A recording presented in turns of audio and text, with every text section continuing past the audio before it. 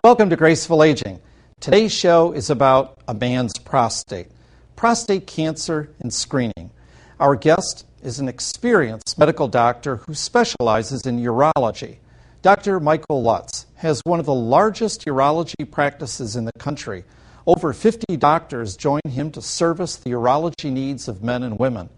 Our show today focuses on whether healthy men should routinely get screened for prostate cancer. A recent report from the venerable United States Preventative Task Force came flat out and said men should not routinely get screened with the PSA.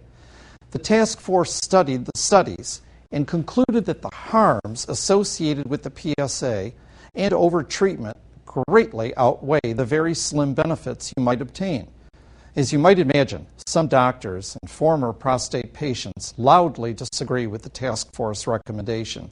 Today, we'll find out why, and then let you study and decide yourself before getting tested. Professor of Medicine Gilbert Welch from Dartmouth says screening is like gambling. There are a few big winners, but there are a lot more losers. Screening, he notes, may save less than 1 in 1,000 men, 0.1%, whereas 30 to 100 men in 1,000 are harmed from overdiagnosis and unnecessary treatment, 3 to 10%. Before you roll the dice, you must become educated. Now more than ever, you must be informed to increase your odds of graceful aging. Stay with us.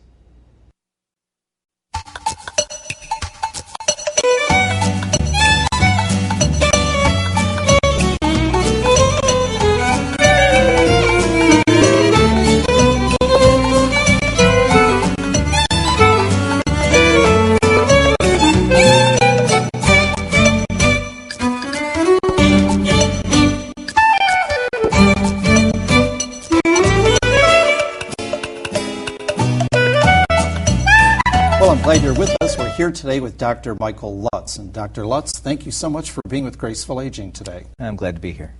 You know, prostate is in the news, and it causes a lot of confusion for men as well. And I'm hoping today that we can clear up a lot of that confusion for men out there on a very kind of sensitive and important subject for them. I hope so. What is the prostate? Well, it's a kind of a unique organ in the male body. It actually is the most common tumor in the male body, and we don't mean cancerous tumors. The most common benign tumor is it benignly enlarges throughout a male's lifetime. It's about a walnut-sized organ that surrounds the neck of the bladder and the urethra, and as it grows will constrict the urinary outlet and cause difficulty voiding symptoms as time goes on. Its principal role, though, however, is in fertility. You jumped right into that question for me. Yeah, its principal role is actually it secretes a substance that liquefies the ejaculate to enhance fertility. Okay, so in layman's terms, it gives that white milky substance to sperm in the ejaculate? Well, it's like a protease. It's a dissolving substance that actually causes the ejaculate to liquefy so that the sperm can escape and then cause fertilization. Okay. We're going to show a little short clip so that people can see just how interconnected all these parts are right now. And as that clip is rolling, you could tell us maybe a little bit about how close proximity the prostate is to these other vital organs that we have. Well, the prostate is actually sitting very deep within the male pelvis, and that's actually the reason why robotic prostatectomy has gained such a significance, because it allows us now to work deep within the pelvis with these articulating wrist-like movements of the robot so that we can do surgery now deep in the pelvis with such great ease and facility. Okay, we're going to talk, I think, much more in this part about surgery and what it might be called for. But what you mentioned just in your opening description about how as men age, the prostate gland actually enlarges. Is that a natural function that most men could expect? Yes, it is. It's driven by aging process as well as by the presence of male hormone. In other words, if a man does not have any male hormone present, the prostate will discontinue to grow. Now, we hear a lot, and the term cancer scares everybody in the world, and I think we're getting educated a little bit more about the differences in different types of cancers. Is there a prostate cancer, and is there one form or many forms? Well, the majority of prostate cancers are called adenocarcinomas, or glandular cancers, and they represent the bulk of prostate cancers. And the biggest risk for prostate cancer is age. As one gets older, the greater the risk of developing prostate cancer. It's kind of like a race to the finish, because we also know that as you get older, the clinical significance of the prostate cancer becomes less, because most men will die with a prostate cancer, not from the prostate cancer. But keeping in perspective, there's approximately 30 to 40,000 deaths annually from prostate cancer in the United States. You know, in preparing for the show and reading that information, I saw that 30,000 figure, but that was an estimated figure. How would you ever determine whether somebody actually died from prostate cancer versus other natural death causes? I didn't understand that. There are actually organizations that actually do environmental surveys, and they actually send surveys to our practice to follow prostate cancer patients. And sometimes even through the American Cancer Society, they look to see what the actual cause of death is, to follow the actual morbidity from the disease itself. But for an older man, say 75 years of age or older, usually they're dying from some other illness other than prostate cancer, correct? That's correct, and that's really what the impetus is now in looking for ways to try and distinguish the clinically insignificant or indolent prostate cancers from those that are the aggressive kind that might cause complications and or death to that individual. Okay, now you used a big word there, indolent. So indolent means what in comparison with aggressive? One that will act more benign or less aggressive. And we are presently working at the Michigan Institute of Urology on a test that is actually happening now around the country called a P10 test, which is a tumor suppressor gene. And this can actually be studied on existing tumor cells and the actual blocks of tissue to tell you whether this person's prostate cancer is aggressive or non-aggressive. Okay.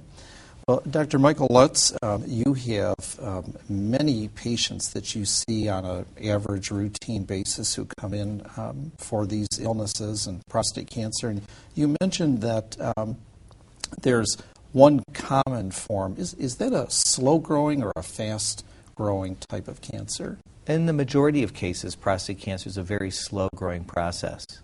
And if you were to just look at somebody as, in a sense, for active surveillance, you actually have the ability to watch the actual progress of the disease. And it typically grows in a very almost predictable but slow fashion. But not all prostate cancers act the same.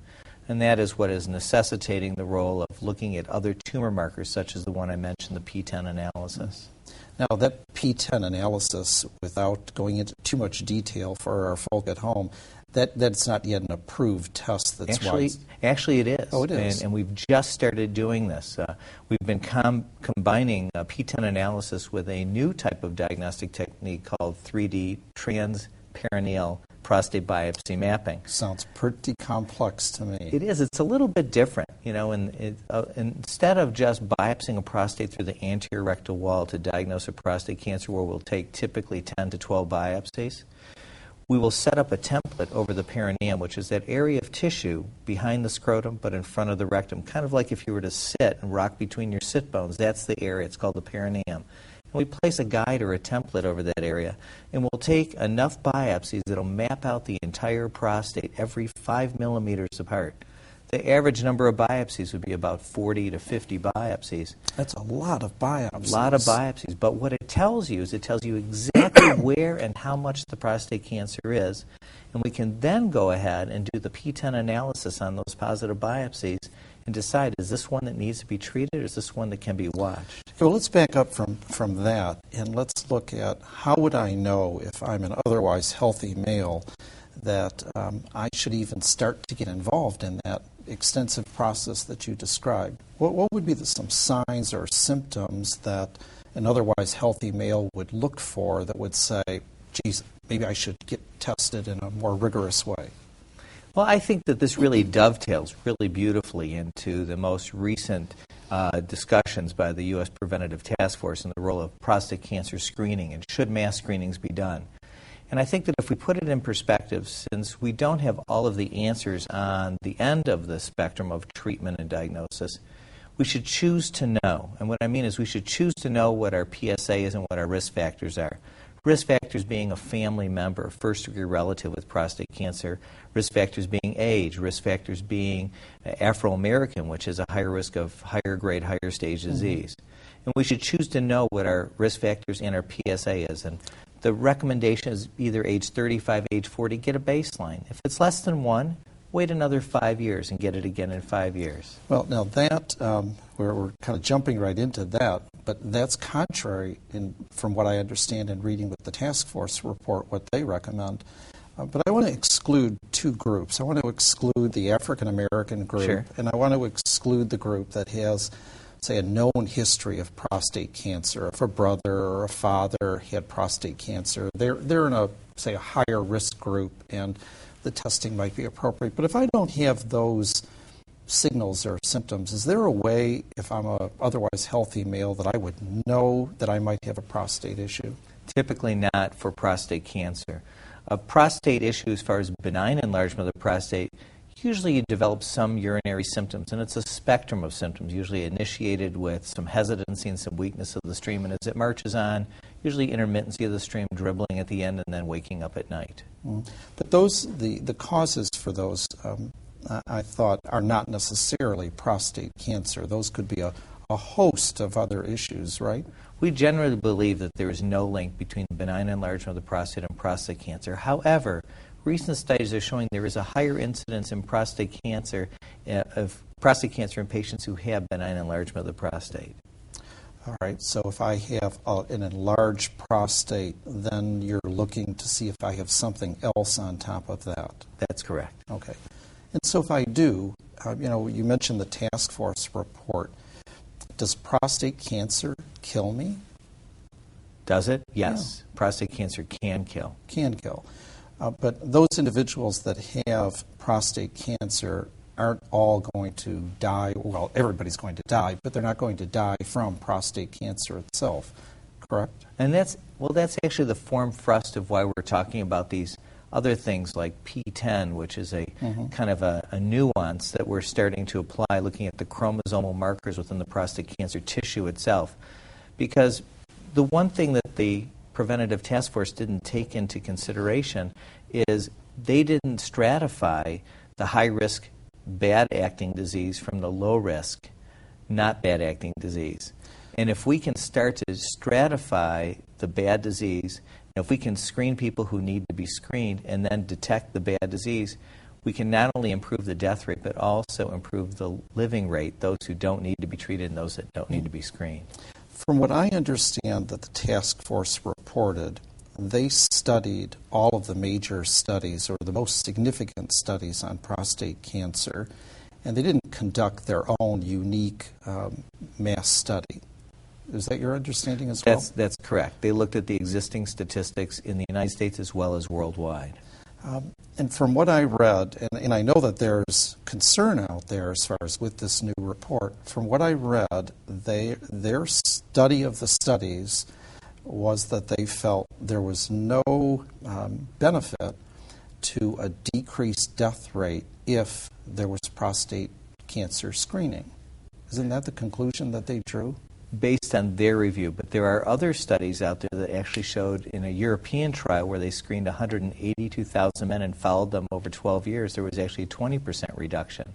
Well, they did include that study, from what I understand in their report, that European study, because isn't that the study where there was a relationship? There's an American study of 180,000 people, and that found that there was no benefit in terms of a change in the death rates. And then the European study found a very modest increase in, say, a better chance of not dying if you had the disease. Right. And didn't that task force look at both of those and say, we don't think that there's any study that really shows that screening will improve your chance of longevity? Well, I think what they were balancing out is they were balancing out the role of complications from PSA screening, the role of unnecessary biopsies, and then the role of unnecessary treatments that occur as a result of that, and how many lives will then be saved. And what I think they've done is they've skipped some steps here in the process that they didn't have access to proper information because the studies really haven't existed yet. Kind of like who should be screened, and then once they're screened, then deciding do they need to be treated. And that's where we're starting to look at those things now at our organization as far as how to screen properly with a urine test that we're in the midst of developing that will pick up prostate cancer cells. And as well, the next step, which is once you diagnose them, could this be one followed by active surveillance? Following the NCCN guidelines that says we're only doing active surveillance on 10%, it should be the reverse. 90% should be on active surveillance. Well, this is a tremendous amount of information and some excitement, I think, in this new approach that you're looking at for our viewers to grab onto. What I'd like to do is take a short break for them and come back and talk more about this task force report and what healthy males should do. So stick with us, and we'll be right back in just a minute.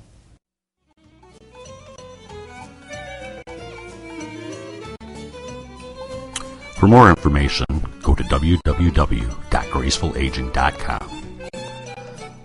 Under search, type prostate, hit go, and follow the links to the information you need.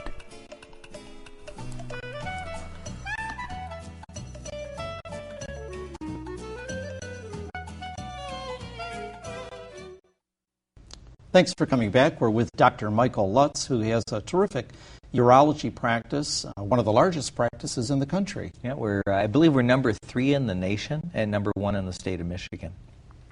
So you're going to have to field probably a lot of questions from men and women, for that matter, coming into your office wondering, should they follow the directive of the task force, which essentially, in no uncertain terms, said that the harms of screening far outweigh the benefits that screening could provide with that customary PSA test. And you've had an opportunity to review that task force report, right?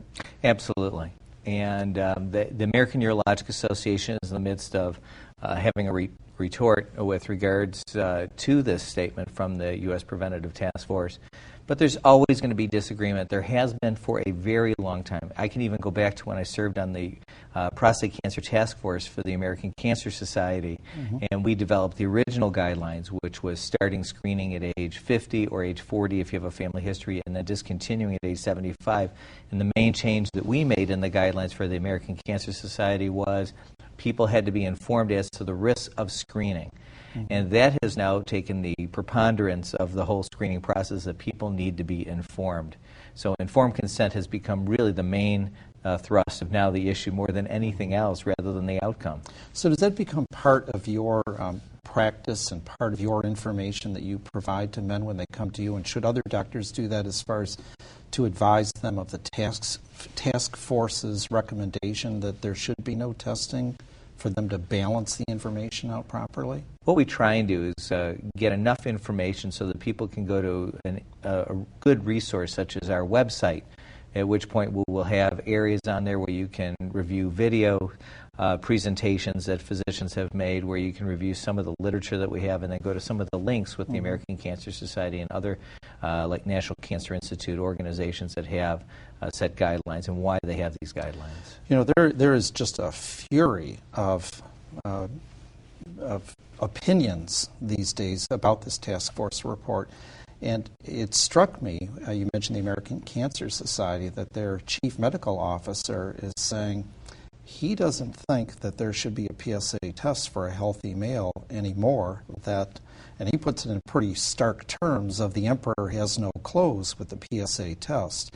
And the American Cancer Society just in recent days updated that recommendation to say, men, you've got to study this issue before you get the test. Do you follow that advice? Well, it's interesting. I've known Otis Brawley for a long time, and he's always been a very strong antagonist of prostate cancer screening. It's very interesting. And I actually work in the Prostate Conditions Education Council, which is the parent organization for Prostate Cancer Awareness Week, where we screened over 5 million men across the nation.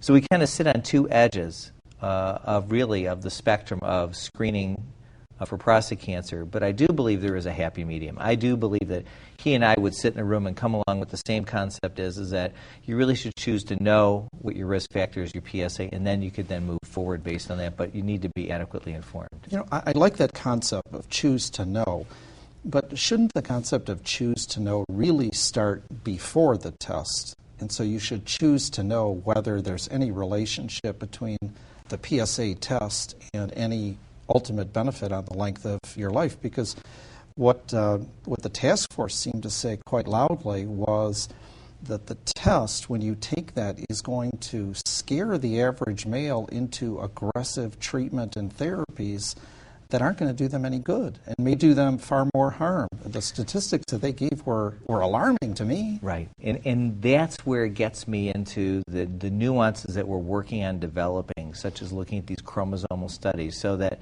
you can choose to know whether you have prostate cancer, but now with these tests, we can decide if you even need to be treated or you can be watched.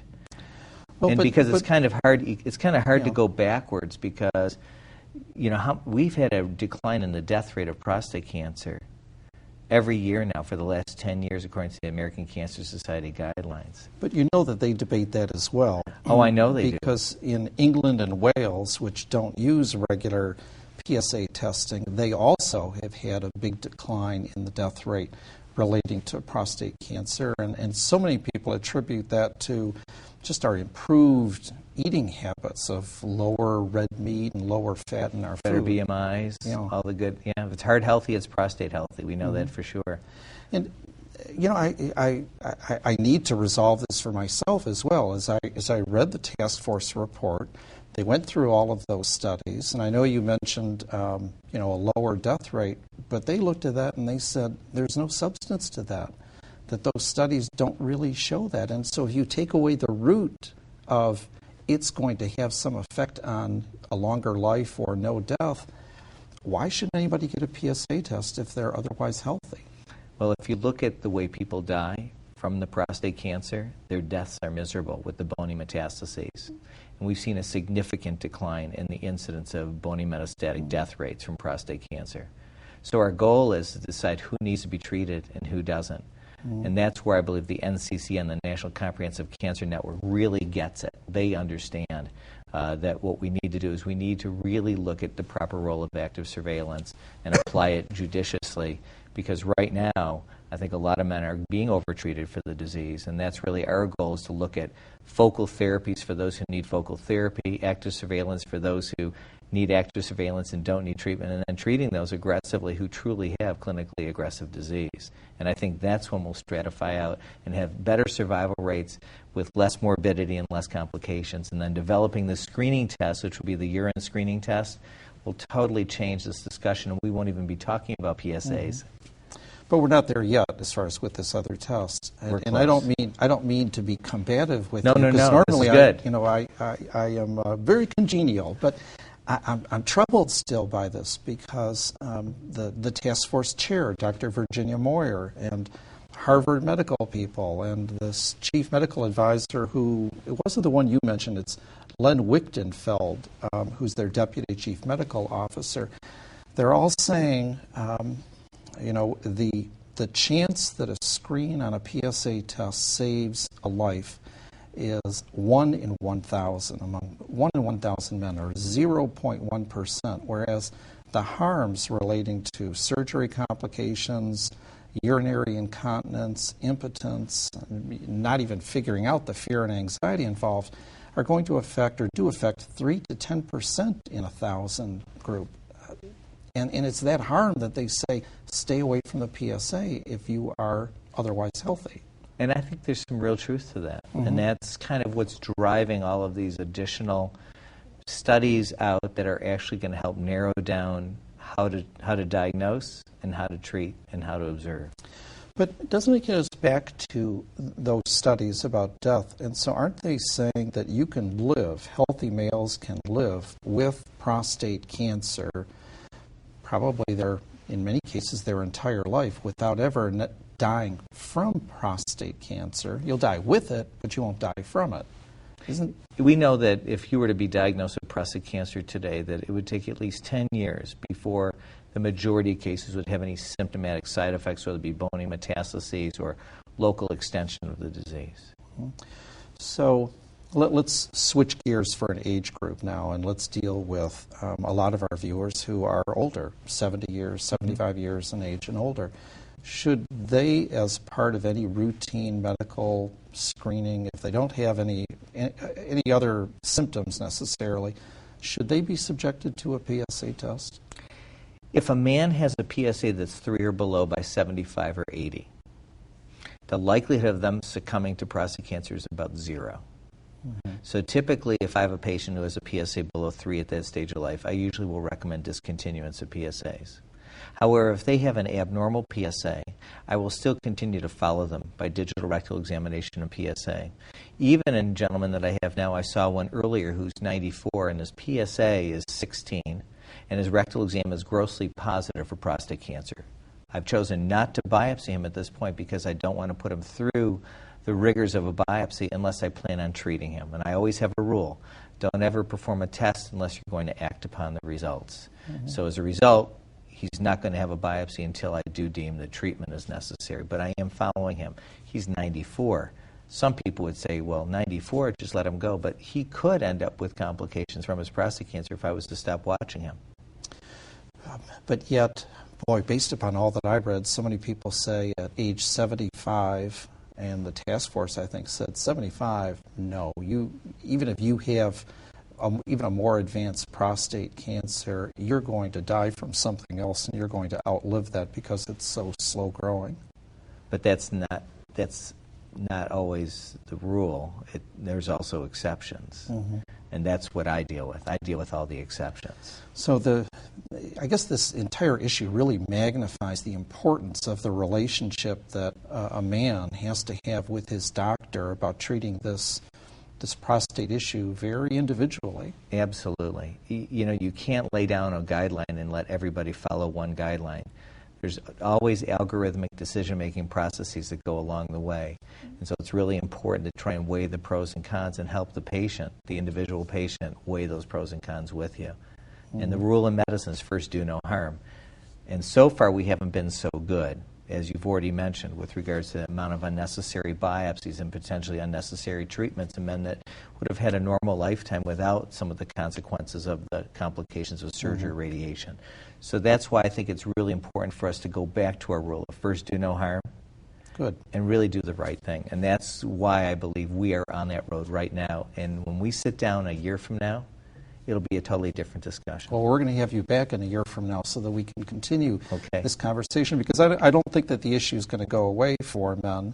But why don't you give men out there who are otherwise healthy, give them some healthy advice of how do they wrestle with all these newspaper headlines and the task force and what to do about whether they should have that routine PSA test? I think that if you're an individual at risk, you really need to have that discussion with your urologist and decide. And I think it's really important to have a urologist examine your prostate. They really know what they're feeling. Not all prostate cancers are palpable. In fact, the majority nowadays are picked up by the PSA, and that's really what has led us into the debate and the quagmire that we're in now. So it's important to try and decide, do you want to get the PSA? Do you want to start the screening process? Do you want to know where you're going? And I think it's important to get the baseline information. If you're at risk, choose to know your rectal exam findings, know your risk factors, know what your PSA is. But once you have that, then you have to know to choose. You have to decide, are you going to be that one to go on and go through the diagnostic processes, understanding the risk of a potentially unnecessary biopsy, as they've mentioned just recently on the U.S. Preventative Task Force for breast biopsies, that every woman will have an unnecessary breast biopsy. A show unto itself. Just amazing. So, I mean, these are real strong parallels if you look at the two cancers. Mm-hmm. And so I think that choose to know, then know to choose, get educated, look at the data around you, and hope that the person you're seeing, that the urologist you're seeing, and the group that you're going to understands how to apply the newest technologies available to decide whether or not you should be treated or watched if and once diagnosed. Well, I appreciate your being here at this tumultuous time in prostate cancer work, and your expertise is going to be so valuable for people. So thank you, Dr. Lutz. I appreciate it. Thank you. Thanks for being with us on Graceful Aging. Stay healthy and stay gracefully aging.